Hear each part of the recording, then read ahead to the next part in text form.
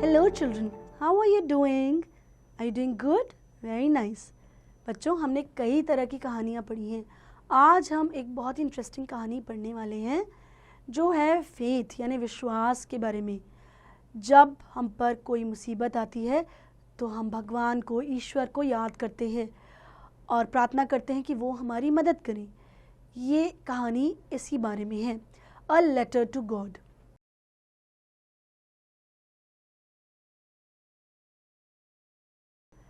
Lencho, a hard-working farmer, lived in a valley on the top of a low hill.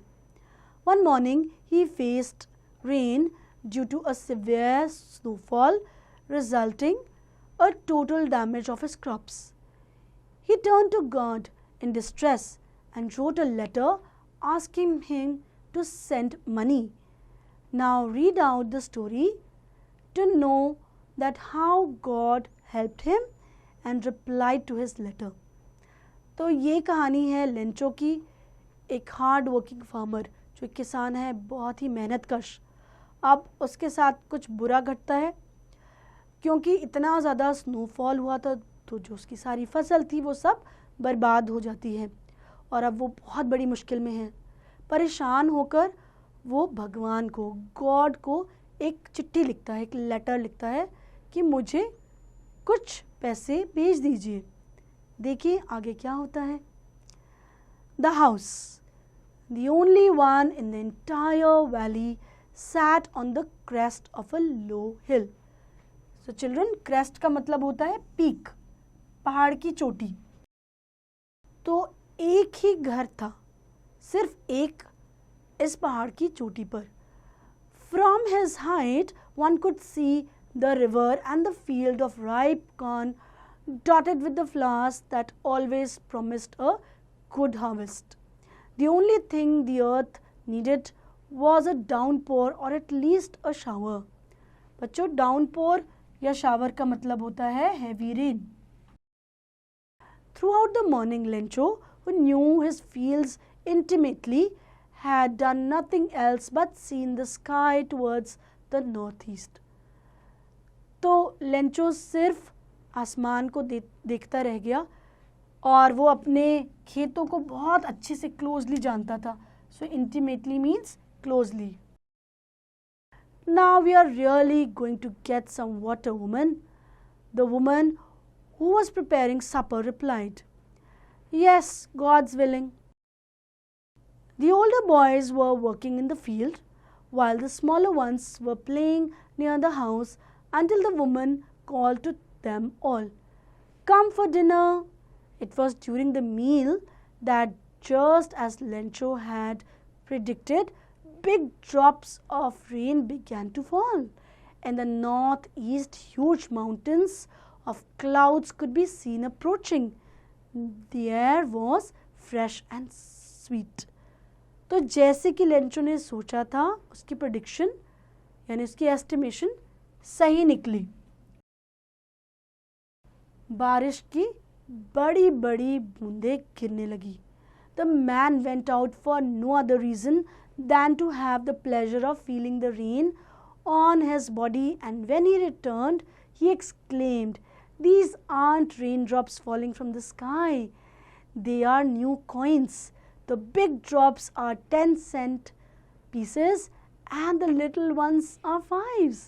तो जैसे ही वो बाहर गया, वो एक्चुअली उन बारिश की बूंदों का मज़ा लेने गया था.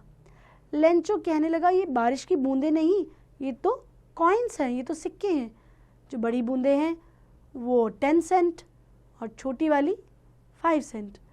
With a satisfied expression, he regarded the field of ripe corn with its flowers, draped in a curtain of rain. So draped मतलब लिपटा हुआ. ऐसे लगा कि जो उसका कॉर्न फील्ड था वो बारिश की बूंदों में पूरी तरह लिपटा हुआ है. But suddenly a strong wind began to blow, and along with the rain, very large hailstones began to fall. These truly did resemble new silver coins. अब बारिश शुरू हुई छोटी छोटी बूंदों के साथ, लेकिन कुछ ही देर में वो बड़े बड़े ओलों में बदल गई। सो हेलस्टोन्स जो मोटे मोटे ओले होते हैं। और उसने कहा ये तो बिल्कुल नए सिल्वर कॉइन्स से मिलते जुलते हैं, यानी रिजेंबल करते हैं। The boys exposing themselves to the rain ran out to collect the frozen pearls. So यहाँ frozen pearls का मतलब है hailstone या ओले।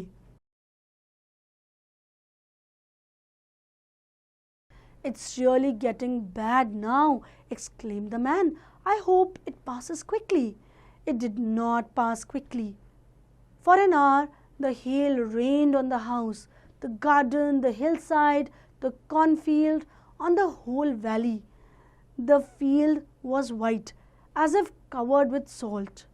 Not a leaf remained on the trees. The corn was totally destroyed. The flowers were gone from the plants. Lencho's soul was filled with sadness. When the storm had passed, he stood in the middle of the field and said to his sons, "A plague of locusts would have left more than this. The hail has left nothing this year. We will have no corn." अब ये जो ओले बारी हुई अचानक से इसने सब कुछ डिस्ट्रॉय कर दिया, सब कुछ तबाह कर दिया। लेंचो के खेत की सारी फसल खराब हो गई। उसने यहाँ तक कह दिया कि अगर एक लोकास्ट का झुंड आता, कीड़ों का झुंड आता, वो भी कुछ छोड़ देते, लेकिन इस हेल स्टॉर्म ने कुछ भी नहीं छोड़ा है। अब ये साल बहुत ही कठिन होने वाला है। That night was a sorrowful one. All our work for nothing. There is no one who can help us. We'll all go hungry this year. But in the hearts of all who lived in that solitary house in the middle of the valley, there was a single hope, help from God. तो Lencho ने कहा, इस साल की हमारी सारी मेहनत बर्बाद हो गई। अब हमें पूरे साल भूखा रहना होगा। लेकिन इस बुरे हालात में भी, जहाँ वो इकलौता घर था, एक सॉलिटरी ओनली हाउस था, वहाँ पर भी एक चीज़ बची थी, और वो थी एक उम्मीद, एक आशा, a hope, help from God. Don't be so upset even though this seems like a total loss. Remember, no one dies of hunger.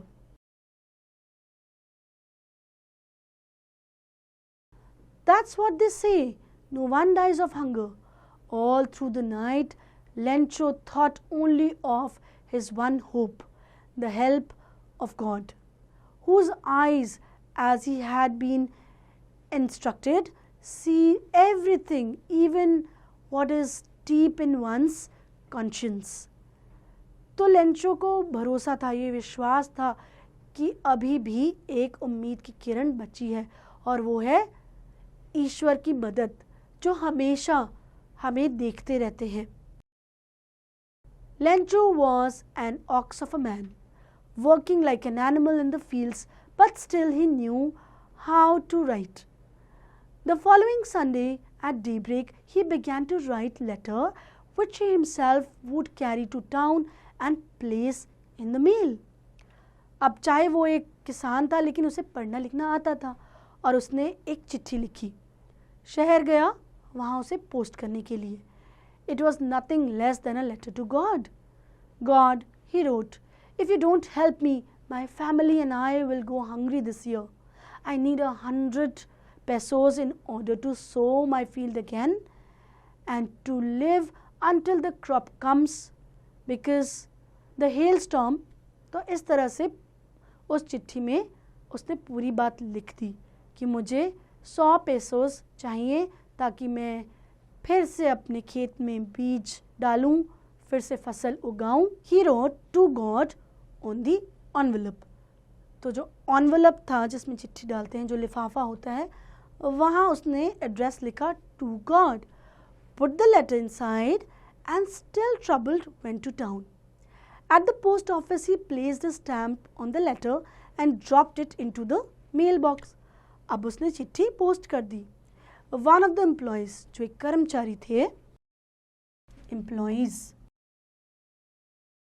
who was a postman and also helped at the post office, went to his boss laughing heartily and showed him the letter to God. Never in his career as a postman had he known that address. क्योंकि कोई भी भगवान को तो चिट्ठी नहीं लिखता, तो वो हंसते हंसते वो चिट्ठी अपने बॉस के पास ले गया. The postmaster, a fat, amiable fellow, also broke out laughing, but almost immediately he turned serious and tapping the letter on his desk commented. अब जो पोस्टमास्टर था, जो कि एमिएबल फेलो मतलब बहुत ही खुश मिजाज तरह का इंसान, वो पहले तो वो हंसे लेकिन बाद में थोड़े सीरियस हो गए और चिट्ठी को डेस्क पे रखते हुए बोले, What faith! I wish I had the faith of the man who wrote this letter, starting up a correspondence with God. तो पोस्टमास्टर भी हैरान रह गए लेंचो के विश्वास को देखकर. So, in order to shake the writer's faith in God, the postmaster came up with an idea. Answer the letter, but when he opened it, it was evident that to answer it, he needed something more than goodwill, ink and paper. But he stuck to his resolution. He asked for money from his employees. He himself gave part of his salary, and several friends of his were obliged to give something for an act of charity. तो postmaster ने वो चिट्ठी पढ़ी और समझ लिया कि क्या प्रॉब्लम है. अब जो प्रॉब्लम था उसका सलूशन भी ढूंढना था. दैट मीन्स जो उन्होंने सोचा कि अब मैं करूँगा रेजोल्यूशन, तो उन्होंने अपने साथ काम करने वाले लोगों और कुछ दोस्तों से पैसा इकट्ठा किया और खुद भी कंट्रीब्यूट किया, क्योंकि ये एक तरह का एक्ट ऑफ काइंडनेस या चैरिटी थी. एज इफ जैसे हम किसी को दान करते हैं. It was impossible for him to gather together the 100 pesos, so he was able to send the farmer only a little more than half. तो वो 100 pesos तो जमा नहीं कर पाए, पर 50 से थोड़ा ज़्यादा. He put the money in an envelope addressed to Lencho, and with them a letter containing only a single word as a signature, God. तो पोस्टमास्टर ने अपना नाम नहीं लिखा, क्योंकि ये लेटर गॉड को था, तो गॉड से ही जवाब आया. The following Sunday, Lencho came a bit earlier than usual to ask if there was a letter for him. It was the postman himself who handed the letter to him, while the postmaster, experiencing the contentment of a man who has performed good deed, looked on from the doorway of his office. तो अगले Sunday वो letter Lencho तक पहुंचा जो उसी postman ने पहुंचाया, और जो पोस्टमास्टर थे उन्होंने अनुभव किया कंटेंटमेंट का, यानी कि एक सेटिस्फैक्शन का, क्योंकि उन्होंने एक इंसान की मदद की थी जिसे बहुत ज़रूरत थी पैसे की.